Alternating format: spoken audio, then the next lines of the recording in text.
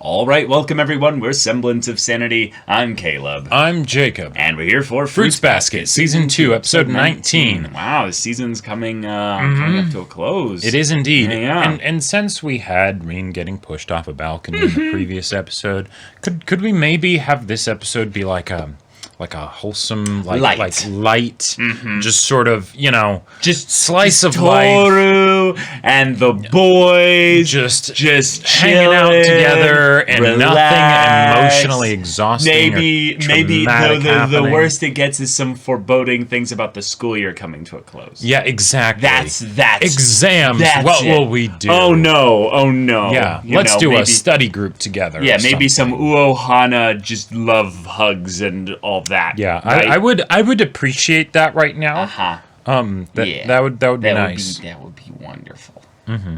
But this is Fruits Basket, so we don't. It'll probably be a mix of both. Want. Yeah. But understanding Rin this much more means that getting some perspective on her moving forward here and her plans and ways in which she could be an asset, ally, and or little bit of subterfuge to the Tohru alliance, if you will. That's right. yes. I'm trying to think of some kind of chuny name for the anti-Akito alliance. Yeah, the gang or or something like that. Yeah, we'd love that. That would be wonderful. But yes, y'all, without further ado, let's get into this. All right, everyone, now be sure to go check out the reaction portion of the video in the description below, then come back here for the discussion.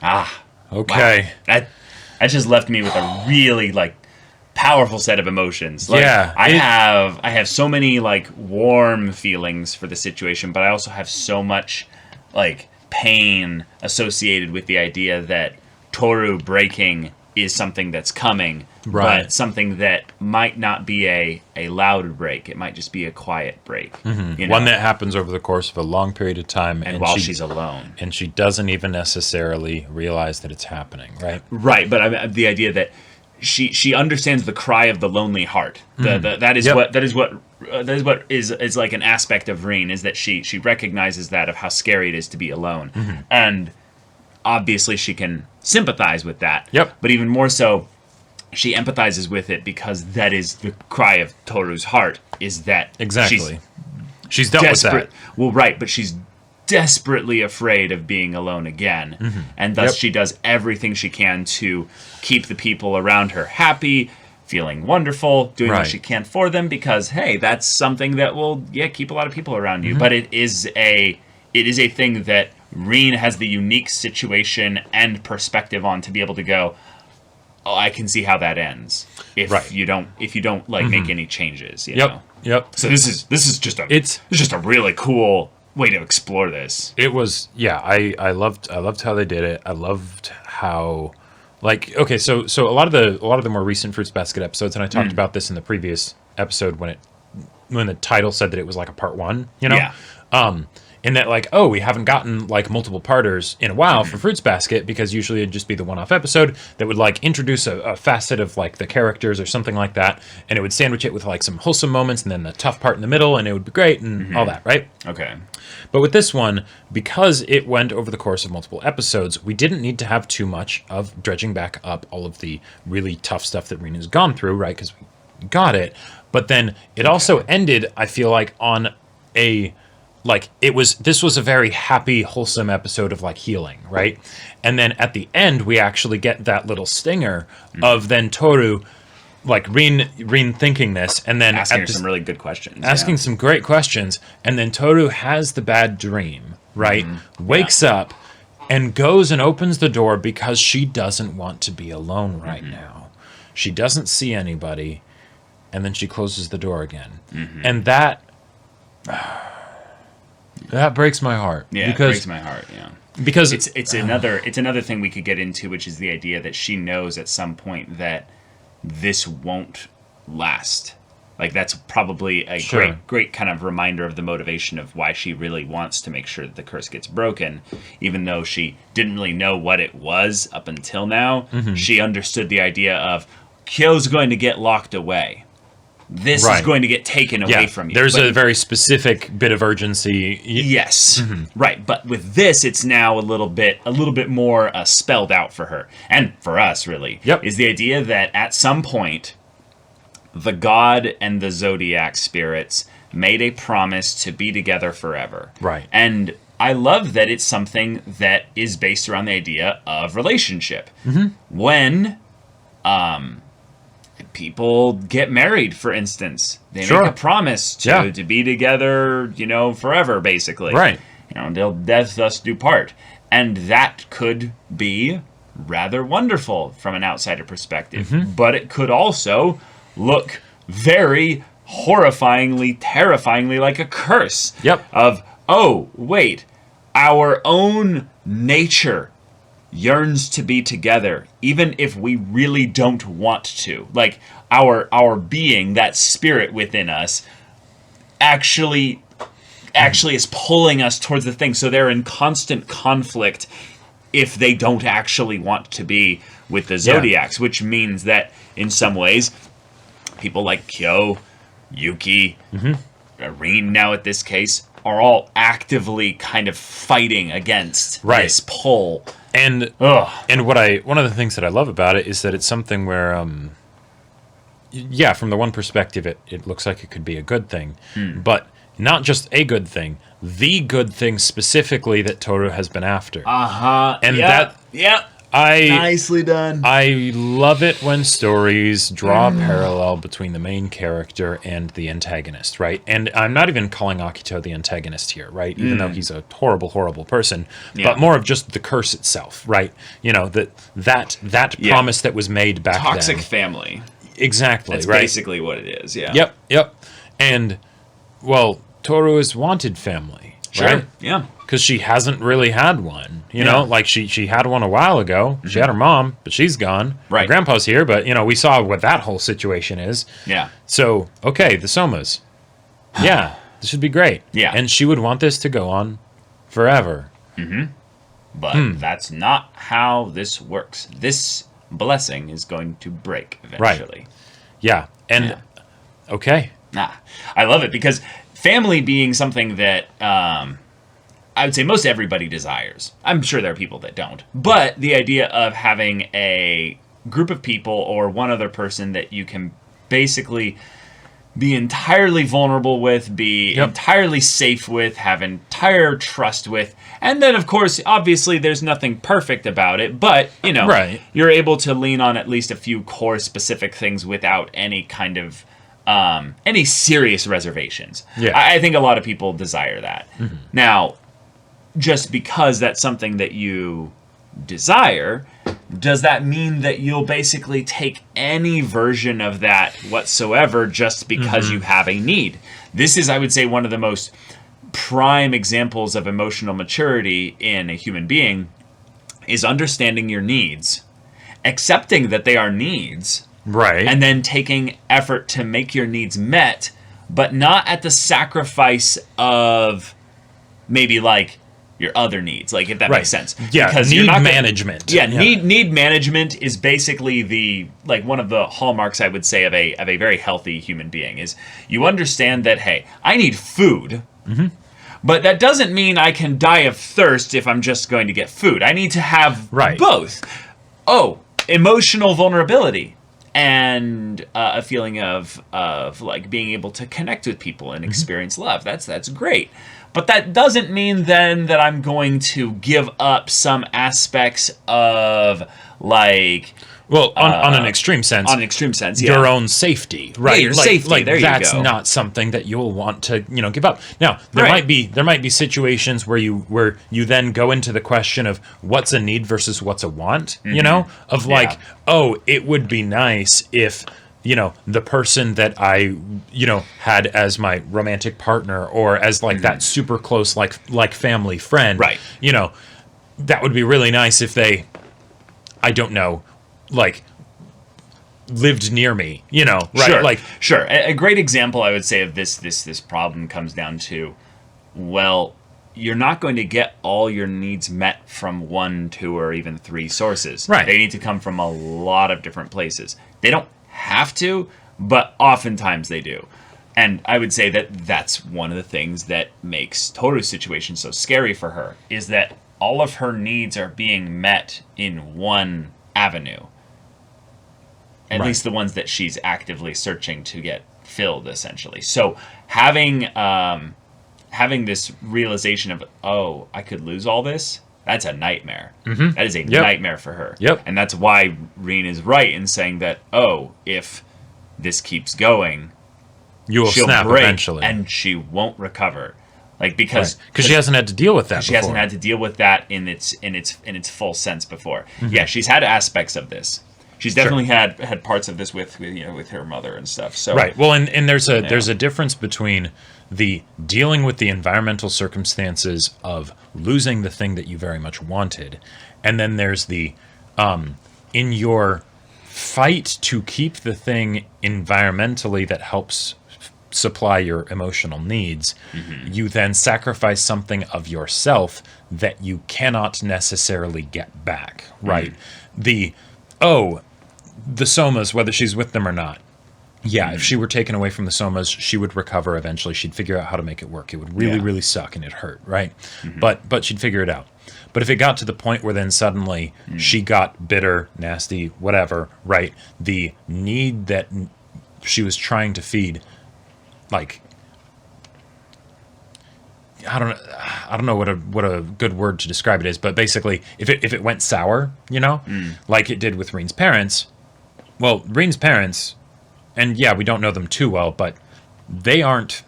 There is no trace of the people that they used to be, right? Like, Rin cannot reach those people, right? Sure.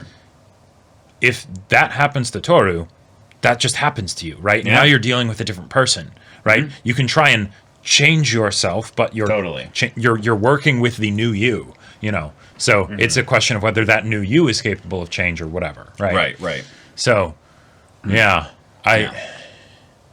it's something where, like, of course Tohru is going to overcome this, right? And it's going to be wonderful. And she doesn't have to overcome it before she gets broken by it. That's true. Yeah, I would say one of the things that's more guaranteed than that, even in the immediate sense, is that Tohru is going to break from this. Yeah. And that's probably where we're going to, change things up season-wise. She's clinging to someone else and sobbing. Yeah, exactly. Having the majority of the episode focused on Rin, though, felt really strong, because I definitely felt like I could have gotten even more of what we got last episode, and it would help me understand her more. But the idea that we had all this being something where she's framing her desire to fight, essentially, for Hatsuharu, being something where she knows, okay, I can't really change anything, but I would rather bear this pain than someone else. Right. Oh shit, I found someone else that's doing kind of the same thing, but she doesn't really know what she's getting into. In order to save her from experiencing the exact same thing I have and probably will continue to experience, I'm going to basically scare her off. I'm going to try and basically give her a new pain source so that she'll stop this whole thing. Yep. Which is hilariously sad. I'm sorry, not hilarious, but like it's ironic. It's the idea that, oh, she's trying to preach to her past self of like, please stop, please go on a different path before it's too late. It's like a fundamentally futile effort, basically. Yeah, that she is also not listening. Like, she's not listening to even her present self with the things that she's doing. Right. So it's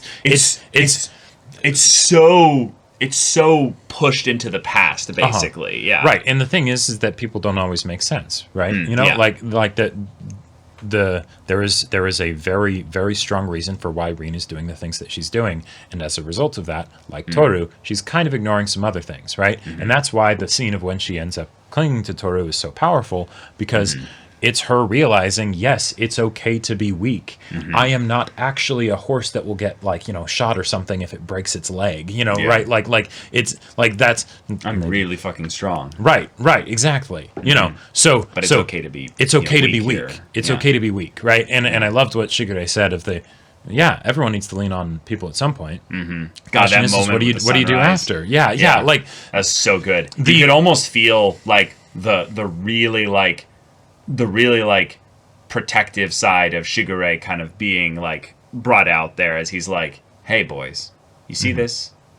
This is what I've been trying to show you. Like, you guys need to pay attention to this here. This is really powerful. Yep. And obviously, you've both grown a lot, but like take this in. Take this in. Like, this is huge. It's always good to see this. Right. And what I think might be really like brilliant about this is that they were both leaning on each other, and I don't know if everybody saw that picture. Yeah, because they were seeing Tohru from behind. They didn't see her crying too necessarily. Right. And even if they did, they might just think it's her being really empathetic or something. Right. And yet I feel like on some level they all kind of saw it too. Right, because I feel like I don't know who saw the most of it. You know? The fact that Tohru Probably is also leaning on Rin when she does stuff like this, or whoever she's interacting with. Yeah. That's the reason why I think she hasn't snapped already. Yes. Right? Because she has so many wonderful people around her. She has so many wonderful people around her that she truly does get a lot out of being able to be that person for the other person, right? Yes. It's not some zero-sum game or whatever, right? The whole is greater than the sum of its parts. That's how you can hear something breaking, Shigure. Yeah. There's magic math happening right now. Exactly. Yeah. It's just even that can go into an extreme. Right. Yes. And that's probably one of the scarier parts, really, with Tohru being involved in this situation and there being any kind of potential, well, not love triangle, but love relationship kind of pain stuff and all that.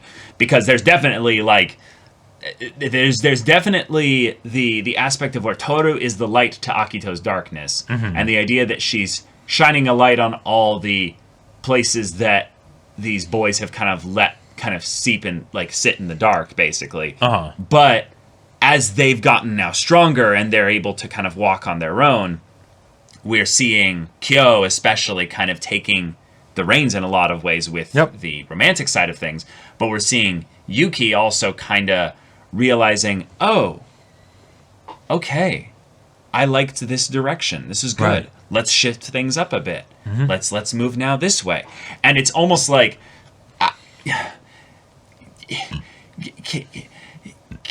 can we keep these wins going? Like, can we just keep this momentum going? Because I feel like that's what Shigure is feeling. Shigure is the one that watches the tide for decades and is like, the tide's changing. Right. The storm is maybe passing for now. We're headed into a good season. And they're like, what the fuck are you talking about, old man? And he's like, I'm 27, I'm not old. Wind's howling, Roach. Yeah, exactly. Right. And then he's like, there's going to be blood tonight. And it's bro, you need to go take a nap. You know? Right. Maybe get back to your editor. Yeah. Right. Tries to howl like, well, you're a chihuahua. Like, chill the fuck down, bro. You're like, oh, yeah. I'm dangerous. But yeah, like yes, buddy. Go on. It's something where when I think about the scene with Rin and Tohru, right? In and of itself, on its own, in a vacuum, I feel like this is a kind of scene that I've seen before in other stories. Okay, and yet this impacted me on a level that I don't think I've really had with other stories that explore this kind of topic, because there's. Which one? The sunrise lead? The sunrise and Tohru and Rin holding each other, because there's something about the production of just how it's all set up, whether it's the sunrise or just the way that there's so much time spent on the scene, right? Even though the beats of what ends up happening is fairly straightforward. Rin runs away, she trips. Tohru and her hug, there you go, right? End scene. And yet there was plenty of time spent on it to make sure that we understand exactly what the emotional context for this is and what all of this means. Right, that she wants to be basically able to lean entirely on Tohru without any kind of feeling of guilt or what have you, am I taking advantage of her or something like that. And that's that kind of shame that she's put on herself and believed the stuff that Akito would say of like, yes, I am taking advantage of them, I'm a terrible person for doing this. we get to see that get brought up to the surface and then also break, right? I love so much. Like, while the best line from this episode definitely goes to schoolboy Manabe, with the "I will make your daughter happy, sir," right? I promise. Yeah, that was glorious. My favorite detail of this episode, hands down, is the fact that when Tohru approached her, she was being very quiet, and just like she hadn't even said anything.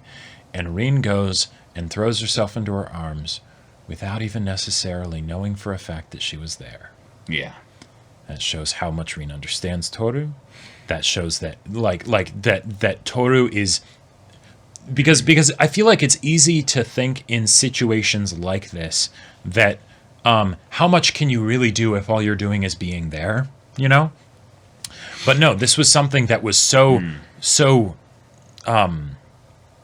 like physical, right? Even though it's not a physical thing necessarily. Yeah. That Rin was able to tell just because she was behind her, right? Like.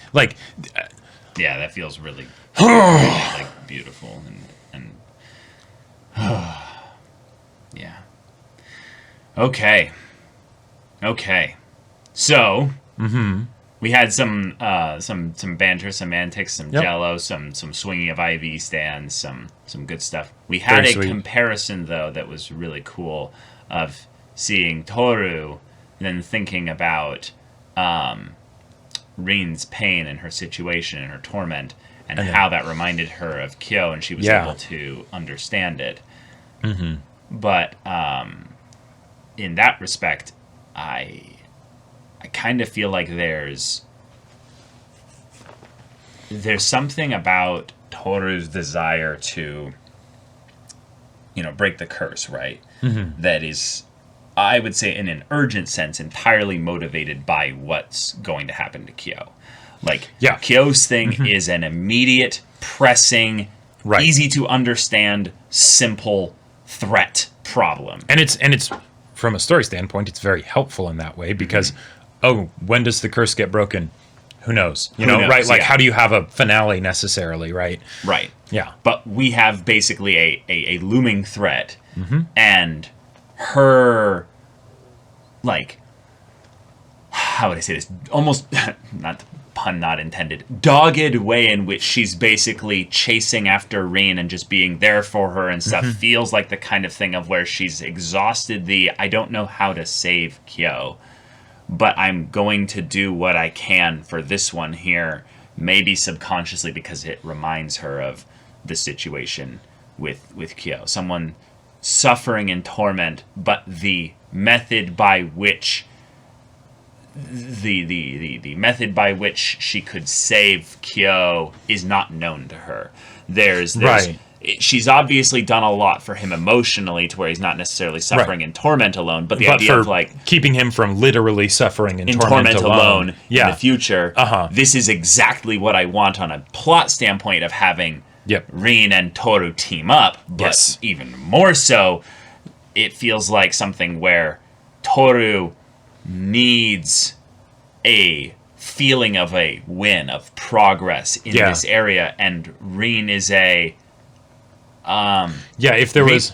I'm sorry, I'm just trying to process this out. The idea that Tohru, in her healthy, most whole state, she is a beacon for people to come and basically sit at, But at her least kind of healthy side of things, she has a bit of that savior complex of where she is putting herself in this situation with Rin when she doesn't necessarily have the... You get what I'm kind of getting at here? It can be desperate, and it can basically make everything out to be your fault or your success, basically. No, the opposite. Not that. You don't give yourself credit for the things that you do, but you give yourself credit for the things that you might have done badly. Right. Because it's the savior complex, right? So if you save the entire world, awesome, good job, another Tuesday. If you do anything less than that, oh God, what am I doing? You're the worst person. You're a horrible person. Right. What are you doing? And I love how that's kind of like a nice little twist on the often apologizing desu trope in anime Yep. for generally the female characters, like 99% of the time. Absolutely. And that's not healthy. That's not good. That's not necessarily cute either. Yeah, so I'm allergic to that bullshit. Right, exactly. So I really appreciate that they get into that here of like, yes, Tohru does that, and okay, Yeah, but and that is another sign, I would say, that she is fraying. She is fraying. She is desperate for a bit of progress, for a feeling that things could be made better here, and she's obviously got someone in front of her that needs somebody, but I feel like it's encapsulated in the scene where Shigure says, "I must apologize about this whole situation with Rin. Sorry for the trouble," and she's like, "Hey, it's no trouble at all. Not at all. Never. By no means." Right? It's like, oh, by no means. Whoa. Yeah. That's just another little reminder of where Toru's at. So. Right, and whether it comes from a overwhelming feeling of duty or of confidence in your own ability to deal with the emotional strain, who's to say, right? But either way, it's not the kind of thing that will end well. Other detail that I just loved from this episode is that Rin ended up imitating Toru's hairstyle. Yeah. That was like, oh my god, that made my heart just like it was not lost on us. I was cheering and squeeing and all of that, and that like as soon as like because she's not expecting Tohru to show up, right? So she's thinking, okay, maybe I can channel some of Tohru, right? Even if it's in just hairstyle, whatever. And she brushes it off. Oh, it's for something else, Right, yeah. Exactly. And then the times where she's like about to like undo it, and Tohru's like, no, it looks great. And of course, you think it's great. You decide to use that hairstyle as well. Yeah. But then also the points when she decides to undo the hairstyle, right? It's like she's starting to realize, oh, that's right. Tohru does have a lot of things about her that are amazing, but then there's also the aspects of her that are a problem that could turn into a similar situation to my parents.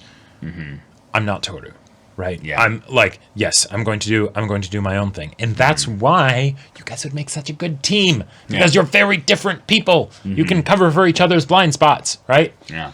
I love that she then wishes for her to have a Hatsuharu. They'll come in and just gently open the door for her. Yeah. But that, like, in a lot of ways, Tohru has put up enough maybe barriers around herself that I don't know if... if you keep saying that you're fine over and over again, emphatically, people will end up believing it.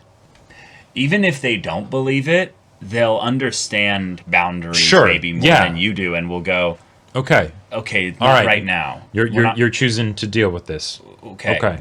You don't. Yeah. You'll. Okay. I'll keep checking in, but like I'll be here if you need me. And the thing is that when she opened the door there, and then she closed it again, that was the reason why that hurts. Is not because she decides she's going to do this alone, right? But because it was in the best interpretation for Tohru. She opens the door because she's thinking of going and getting one of them and being like, "Hey, I don't want to be alone." Right? Yep. Awesome, cool. And then she decides not to do that. Yeah. That's too bad. Right? My heart breaks for her. Right. But then there's the other side of it, which is she opens the door because she was expecting that someone would already be there. Yep. Oh, someone isn't already there in the middle of the night outside of their room. That's unrealistic. Right. Yeah. You can't expect that. Yeah. Right? Yeah. And then the thing of you just being right there immediately behind Rin when she like absolutely needs someone to hold on to right there. That makes sense in that situation because of the scene that was happening, and you go after her. But in this situation, this is a normal scenario. You have a bad dream. They don't necessarily know that. But if you knocked on any of their doors, right? Even Shigure, they would absolutely be like, yes, what do you need? His shipper dumbass thing would wake up the other boys. He'd be like, all right, boys, wake up. Right. Tohru's here. Tohru she had a bad dream. needs someone to comfort her. One of you make tea, the other one get a blanket. Right. Yo, you're the one that gets the blanket. Okay, fine. Yeah, whatever. And that would have been easy. Mm-hmm. It wouldn't have been a Nope. a drain on them. It wouldn't Nope. have been like no, it's not hard for them. In fact, it gives them life to do that because they love you. There is this really painful reality that I would say most people live in. It's not a cursed like oppressive, extremely strong thing for everybody, but I think everyone lives under this on some small level, at the very least.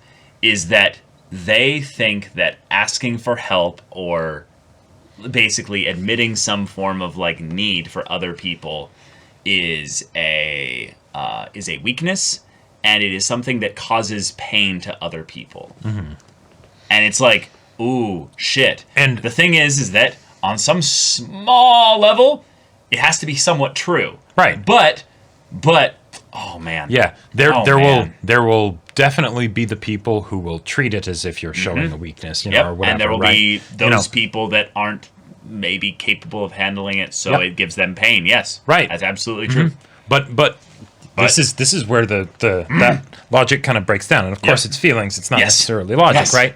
But if you were to tell someone, no, I'm never going to go to you about anything because I feel like it would inconvenience you. The response to that is if they, if like there's someone where you care about each other, right? Right. Oh, you think I get inconvenienced really easily? Yeah. Oh, you think that I can't handle pain? Oh, okay. I guess you don't think much of me. Nope. It's not about whether or not you trust them or whether or not you want to deal with it on your own or you want to be strong like by yourself. That's not what it ends up coming across as. Yeah, even if you have not even the remotest, belief in that is actually what gets communicated a lot of the times. And the thing is that sometimes especially if it's repeated. You're right, especially over if it's and repeated. over. On a one-off thing, okay, yeah, there's sure, right, yeah. But if it's like a habitual thing, it doesn't end up. It's literally a killer of relationships. Right, it's the opposite. It's the person, an anti-relationship. Right, the person might be able to basically be like, I know that's not what it is, and so it's actually just that they're for sure whatever. Right, there's an inverse law proportionate to how much they love and care about you. Exactly, they'll be able to put up with your bullshit. right, yeah. Oh man, but that's often how it gets communicated, or how it gets that's how it looks. Yeah, not necessarily how it gets understood, but that's how it can look. And you don't need that. You don't need it. It is hell, not helpful in the slightest bit. In the other kind of law of things here, the closer you are, the less helpful that is. The times where it is remotely helpful is literally primarily with like strangers and stuff, where it's like, hey, we're not at that level yet, and then totally makes sense, right? And that's about it. That's about it. And like even for Tohru, when someone leans on you, how do you feel? Yeah. Do you feel put upon? Does it feel like it's a strain? Now, who knows? Maybe there's some subconscious part of her that's like, it is a bit of a strain, but I can put up with it, and so I don't want to put that on them because I actually know it's causing trouble for me. No, I think that's actually you might want to think about that. I think that actually is the it's so good. I love Tohru so much as a main character, but it's one of the things that makes her not the perfect angel, exactly. Kind of typical female archetype character where it's the who's going to get killed off by episode 7 or something. Yeah, I'm just like, I'm basically a perfect mother, and I will just care and nurture everybody because I am just perfect love, and I cannot see the bad in anybody. No. Tohru is super flawed. A wonderful, wonderful main character, but the idea that her actions in some ways speak to what her true beliefs are is just like so interesting, because then you look at it and you go, wait a minute, hold on. She actually might feel burdened by this stuff, and the Rin analysis might be exactly right in that she is headed towards a silent breaking point like her mother. And the thing is that because she sees that as being kind of anathema to herself. Sure. Right? She doesn't accept it, look at it, understand it. She lives in maybe denial of it because it's no, I love these people. I would never want to be like that, right? And, we dealt with this back in even season 1, with her grandpa being like, hey, it's okay to lean on people, right? When Kyo and Yuki, came over to their house and stuff, right? Yeah, this is a lesson that in some ways could end up being forcibly learned in a good way. By the fact that she ends up in like a team up with Rin. Because Rin is the best person, I would say, to teach her this in a nice way. Because Rin will, in some ways, not be nice about it. She'll kind of be like, "Hey, baka." Like, she learns from the Hattori neck chop. Hell, she wouldn't even necessarily need to do a Hattori neck chop or whatever, right? I do want Hattori to do a neck chop. I want him to do it at some point. Like, he has too much of a Spock kind of energy about him that I just want him to be like, the Vulcan Akito is just like, and it's just like, and then just drops. And Hattori's like, all the tension of the show is undercut. I want to make sure that I'm buried 9 feet underground. I want you to tell these people that I love them and care about them, but you all can run for now. I will deal with the aftermath. But the best part about it is that Rin wouldn't even need to tell her, Tohru, you need to stop. This is a problem, because other people have told her that and she doesn't believe it. She can just show She can just tell her, hey, let me tell you about a story about my mom. Oh, a story about your mom. I love stories about moms. Well, my mom... Oh, no, yeah, my mom was a great mom. She was kind, and it was always great at the dinner table and everything. And then all of a sudden, it wasn't. Right? Like...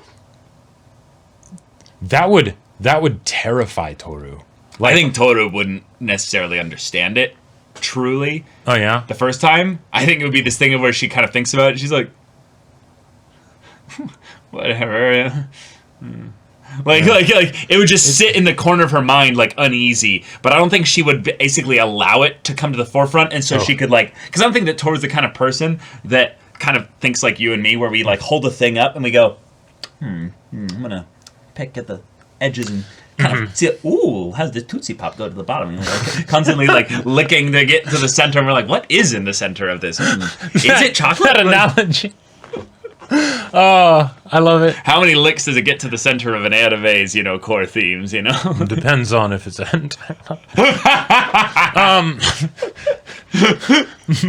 yeah, no, but it's the, that feels uncomfortable and stuff. Let's focus on being a sunflower again. Yeah.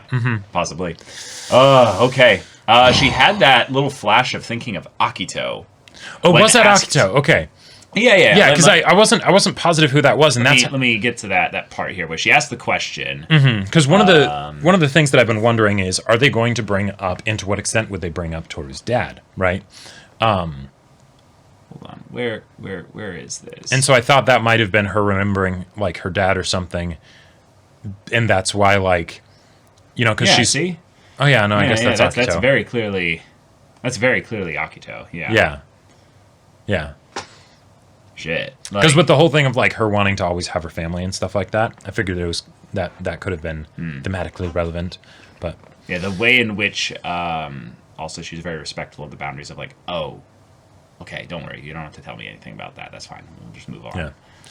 All right, let's have a Tohru arc, please. Like, let's do that. Like, that it just feels so apropos at this point. Like, we need a hard and heavy Tohru arc. I mean, but maybe not yet. Like, I'm doing the same thing Tohru's doing.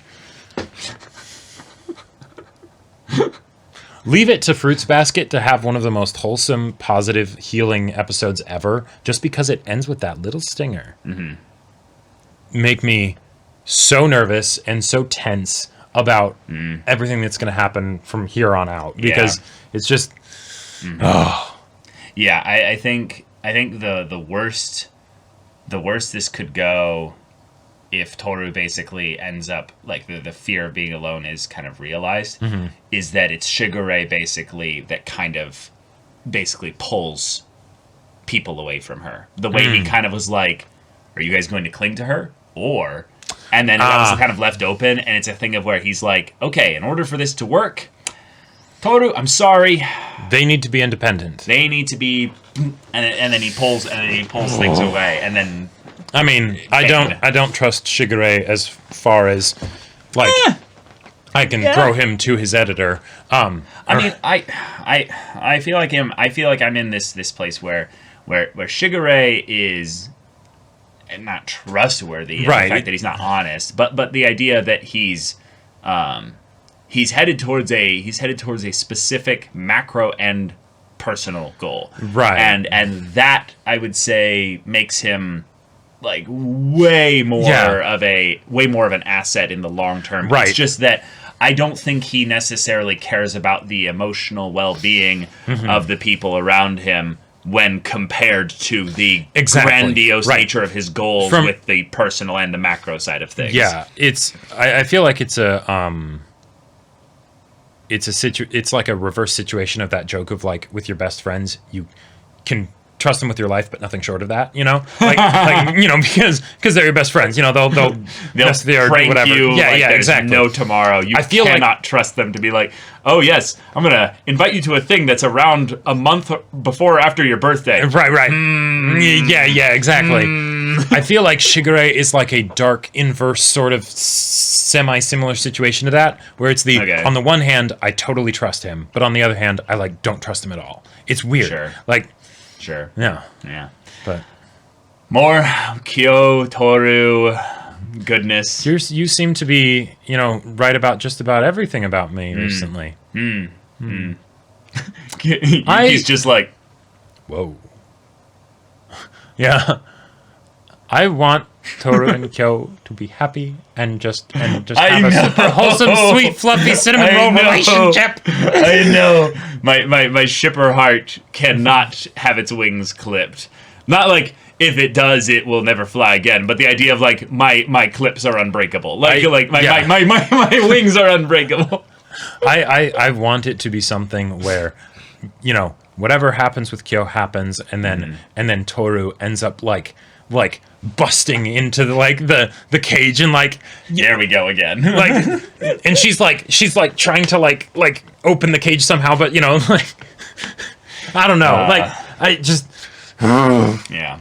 But all right, emotions. Yeah, Fruits Basket just keeps hitting. So emotional damage. Yeah. If you want to see the next episode's reaction and discussion right now, go check out the link in the description below for our Patreon. You can get early access there. You can watch full-length timer reactions there, and all this comes with Discord access, so you can chat with us in the community there about this show, about anime in general, and also be sure to check out our Twitch channel. We stream every weekday. The info's in the description. Yeah, so if any of that interests you, we'll see you there. But until then, we're Semblance of Sanity. I'm Caleb. I'm Jacob. And we'll see you all next time.